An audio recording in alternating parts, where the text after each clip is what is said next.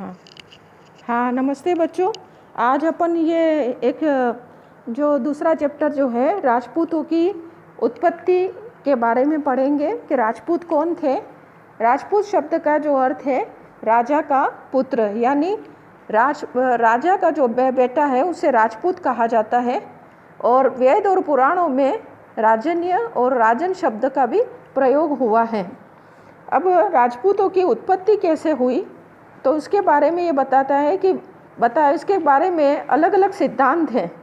इसमें सबसे पहला सिद्धांत है वैदिक क्षत्रियों से राजपूत पैदा हुए हैं। ये मतलब बताया क्योंकि वो ऋग्वेद में बताया है कि क्षत्रिय ब्रह्मा की जो है ब्रह्मा जी ने एक विराट पुरुष जो है उत्पन्न हुआ था और उसकी बाहों उसके मुख से ब्राह्मणों की उत्पत्ति, उसके बाहों से क्षत्रियों की, नाभि से जो है वो वैश्यों की और पाँव से जो है ये शूद्रों की उत्पत्ति हुई है। इसलिए कहते हैं कि ब्राह्मण जो है, इसलिए ब्राह्मण हमेशा पढ़ने और पढ़ाने का काम करता है। इसी तरह से क्षत्रिय जो है उसको देश की रक्षा करने का काम दिया गया है और वो वही काम उसको करना चाहिए। तीसरी बात जो है ये वैश्यों की जो उत्पत्ति हुई है, तो वैश्यों का जो काम है देश के वाणिज्य में विकास करना है ना। और चौथा जो है शूद्रों का जो काम है इन तीनों वर्गों की सेवा करना। तो इस तरह से ये बताया गया है। अब जो बताते हैं कि इसीलिए कहते हैं कि भगवान राम जो थे वो सूर्यवंशी क्षत्रिय थे और श्री कृष्ण जी थे वो चंद्रवंशी क्षत्रिय थे और वो उनसे आगे उनकी पीढ़ियाँ चलती रही है ना। इसी तरह से दूसरा जो सिद्धांत है अग्निकुंड यज्ञ से उत्पन्न हुए हैं। तो ये बताया गया है कि जब क्षत्रियों का विनाश किया था परशुराम ने, तो उसके पीछे भी एक कथा है कि जमदग्नि ऋषि के आश्रम में जो है एक बार कृतवीर करके एक राजा गया था और उसने वो प्यास लगी थी, कुछ खाना चाहता था। तो उस समय ब्राह्मण ऋषि जो थे उनकी गाय थी कामधेनु, और उनसे कामधेनु गाय से जो ऋषि ने कहा तो कहते हैं कि उस समय सब थाल परोस करके और बहुत सारा खाना आया, उसने पेट भर के खाया और वो बड़ा आश्चर्य हो गया कि ऐसी कैसी चमत्कारी गाय है। तो फिर ऋषि ने जब वो अच्छा संतुष्ट हो गया खा पी के, तो वो जाने की आज्ञा देने लगा। तो उसने अपने मतलब ऋषि ने उसको बताया कि, तो फिर वो क्या है कि उसने वो गाय मांग ली। तो उस समय ऋषि ने कहा मैं गाय नहीं दे सकता हूँ। तो उन्होंने बोला कि नहीं, मुझे ये गाय चाहिए। तो बाद में वो गया और कुछ समय बाद वो सेना लेके आया और उसने कृतवीर्य ने ऋषि जमदग्नि ऋषि से वो कामधेनु गाय छीन ली।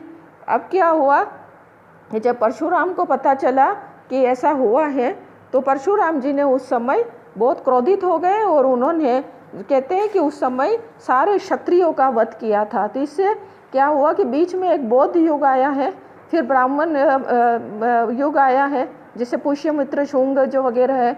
उसके बाद हर्षवर्धन की मृत्यु के बाद हम देखते हैं कि कैसी अराजकता देश के अंदर हुई। तो उसके बाद जो आए हैं क्षत्रियों का मतलब देश में जो अराजकता को समाप्त करने के लिए आबू पर्वत पे सबसे पहले विशिष्ट मुनि ने एक यज्ञ किया था, अग्निकुंड यज्ञ कहते हैं। और उस यज्ञ से मतलब राजपूतों की 3 जातियाँ उत्पन्न हुई, परमार, चालुक्य और प्रतिहार।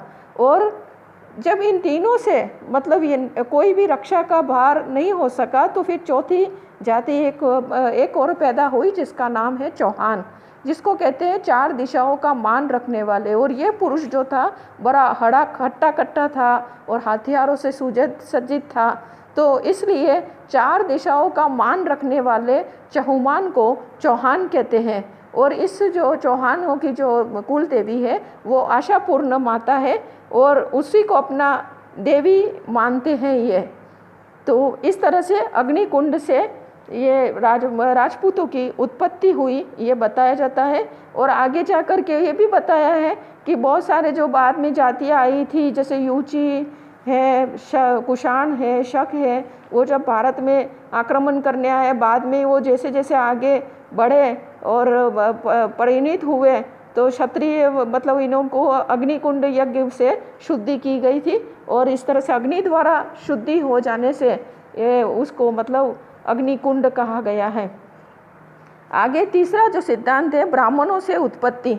अब जो है हम इतिहास में पढ़ते हैं कि लंका का जो राजा रावण था वो एक ब्राह्मण था, और उनके पिता का नाम ऋषि विश्राम्बा थे, और उन्होंने एक दैत्य राजकुमारी कैकसी से विवाह किया था, और उससे जो पुत्र हुआ था वो रावण था। इसी तरह से हम जो पढ़ते हैं ब्राह्मणों से एक और भी उत्पत्ति, ऋषि विश्वामित्र थे, विशिष्ट थे, हरिश्चंद्र थे, ये सारे जो है ब्राह्मण थे, और इनसे इनकी उत्पत्ति मानी जाती है। अब हम देखेंगे कि मेवाड़ का जो गुहिल वंश है वो वडनगर से आया है, और वो ब्राह्मण ही था। गुहदत्त जो था, गुहिल वंश का जो पहला पुरुष गुहदत्त था, वो जिसको गुहिल भी कहते हैं, वो ब्राह्मण ही था।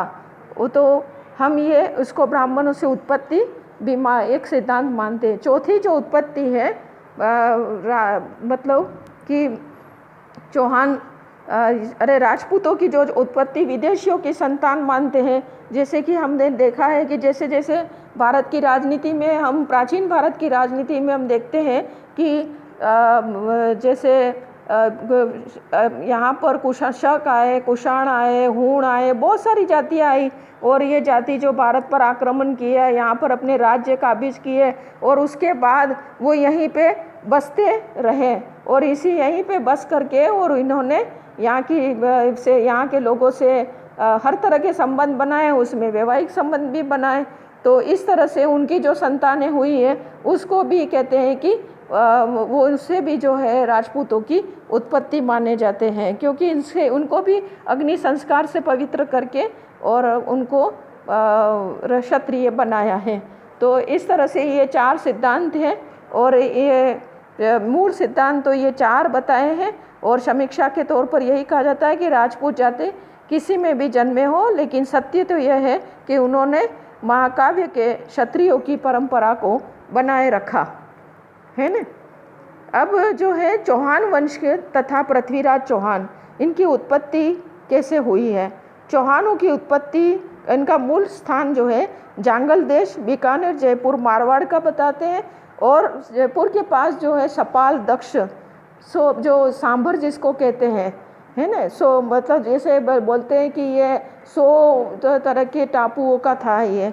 तो ये हम्मीर काव्य में पुष्कर बताया है, और जैसे इनके चौहानों के प्रारंभिक शासक है बिजौलिया शिलालेख में वासुदेव नामक व्यक्ति को सांबर के चौहान राज्य की नींव रखने वाला बताया है, चौहान राज्य की नींव रखने वाला बताया है, और पृथ्वीराज प्रथम के समय में इसकी नींव सुदृढ़ हुई थी।